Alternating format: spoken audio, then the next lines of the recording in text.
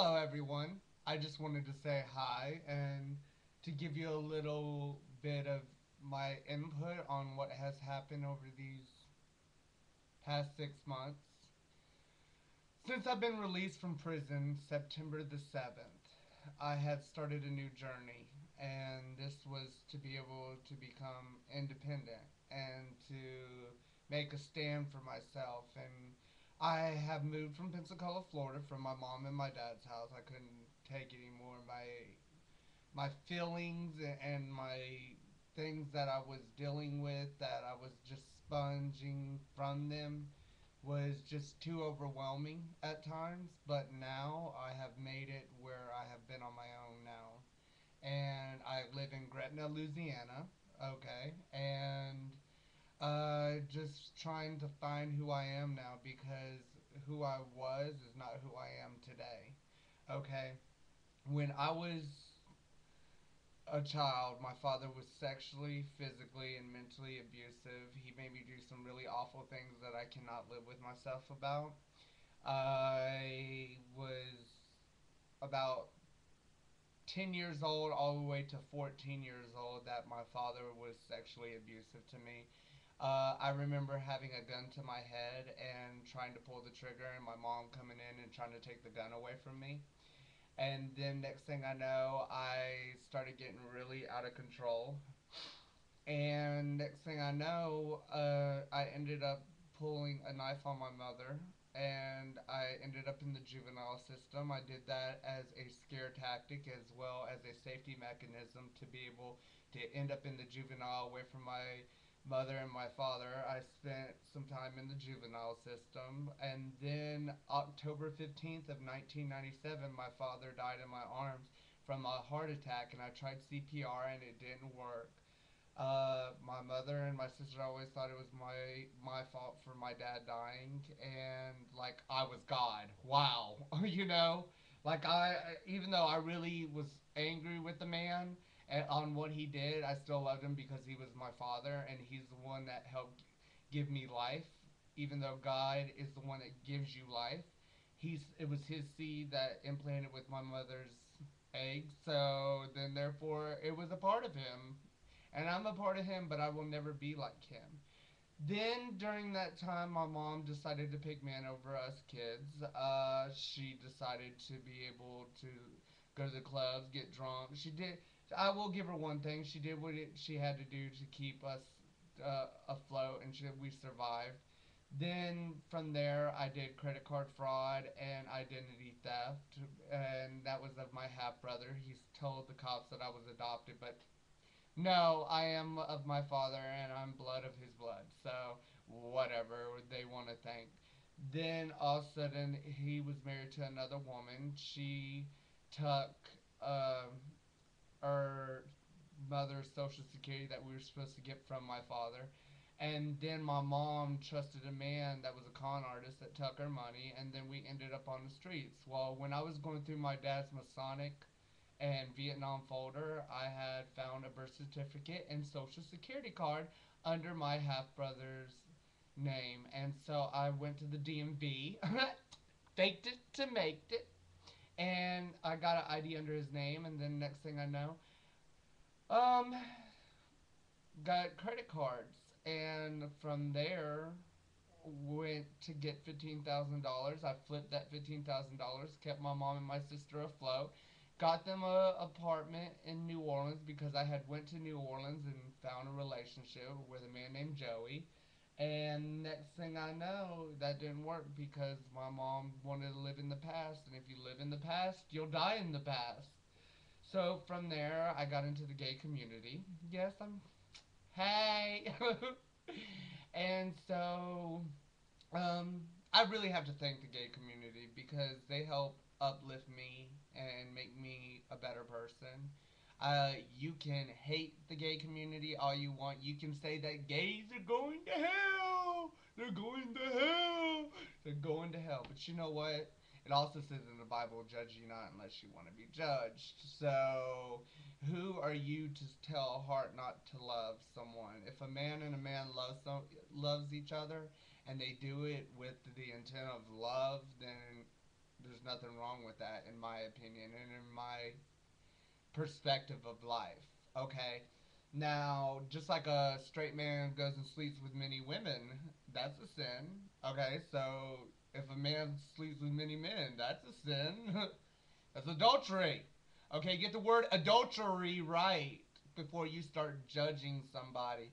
Don't put your perspective of, you're going to hell because you're gay or you're a homosexual or whatever. In Romans, one of the human guilt, it says that when a man or woman worship a false idol, God will give them up to undesirable pleasures. Okay? That means undesirable. I don't undesire that I like to be with another guy. Okay? So then all of a sudden you want to go off and judge everybody else? Huh? You are so irrational and illogical that it's not even funny. So after all that being said, I'm gonna start back and not get off the directed course. After I did all that, yes, I paid the ultimate punishment. I had got into losing my family. I ended up sleeping in abandoned homes. I then lost everything. I did 11 months, 15 days. I got raped in the county jail. Um, from there, I did 11 months, 15 days. Did that, passed. They put me on probation.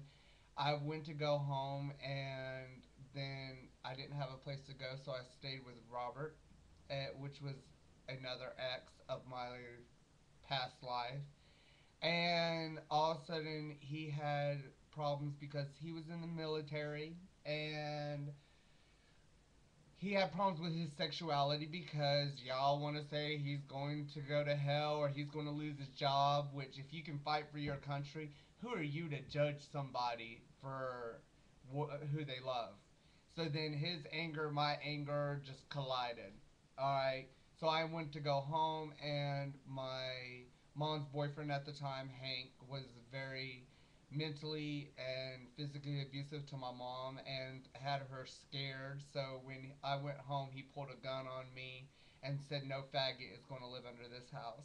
How does that sound, faggot? Really? Come on now. Is there any better words than that? Is faggot? That's so freaking lame. That's like some kind of shit we used to say in school, back up in grade school. Look at that's so gay. That's so faggot. That's so this. That's so that. Come on now. Okay, let's grow up and be mature and stop being little kids that want to hate one another because of someone's religion or someone's sexuality. That's called discrimination. And there's a discrimination act against people that want to hate on people because of their different moral beliefs. Okay? So after that, I ended up sleeping in abandoned homes. Um, from there, I couldn't take it anymore, so I was going back and forth to the library. I found this guy that his name's Todd. I won't give last names. That's just not right. When I did that and everything else, I stayed in that relationship because he had ended up sleeping in an abandoned home with me one night, and it showed that he had the courage, and I thought he was strong enough to love me. Well, I had my issues. He had his issues. He had homophobia going on in his life. He had his own problems. And then I had mine. God, I had mine. My moment was a hot, shitty mess. Okay? My whole world was falling apart. I was running from the law because I couldn't have a place to live. And then I caught it too late. And then all of a sudden I fell in love with this man, and I didn't want to lose him. But in the long run, I still lost him, so how ironic. Well, I stayed there until my anger and my rage and everything else, because I had went to Miami to go pursue Tila Tequila, because I felt like if you can accept her into to our media, and that you can see that a bisexual woman can make it and you didn't judge her and you loved her, then you could accept the gay community to a degree, as long as we didn't portray it into your face. Okay, that didn't work. You're still hating. The churches are against homosexuality. You put a label on it, and then all of a sudden You use this controlling mechanism, which is the Bible, and you have distorted the Bible. The Bible says the main three rules: love one another as you would love thyself, and to judge ye not unless you want to be judged. And the third but main important one is to love the Lord with all your heart. How did we get sidetracked with all these little small demeanors that you want to use it to be able to control the masses and then all of a sudden hate people? That is not what God intended that to be. Okay? God intended to show us that this is the way to be able to become good people.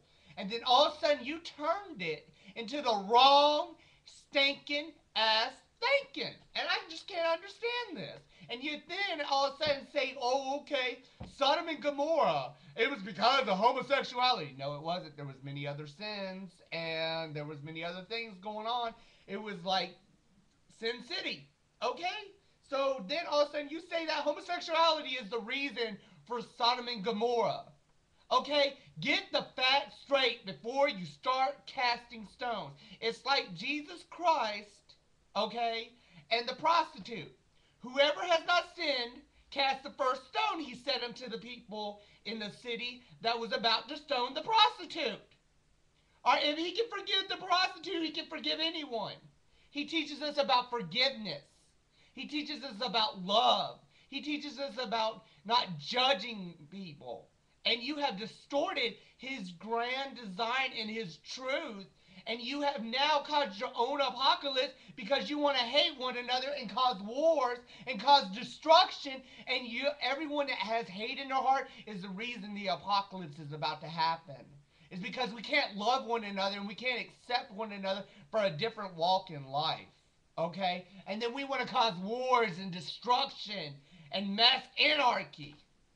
God, this world is just so falling apart, and it's for everyone that has hate in their heart wanting to cast the first stone. That's what he said, do not cast the first stone, and we're doing it anyways. What this country over here wants to cast a plane into the World Trade Center, and then we want to go over there and blow the hell out of them. That's what it means about casting the first stone. If you cast the first stone, it's going to be destruction.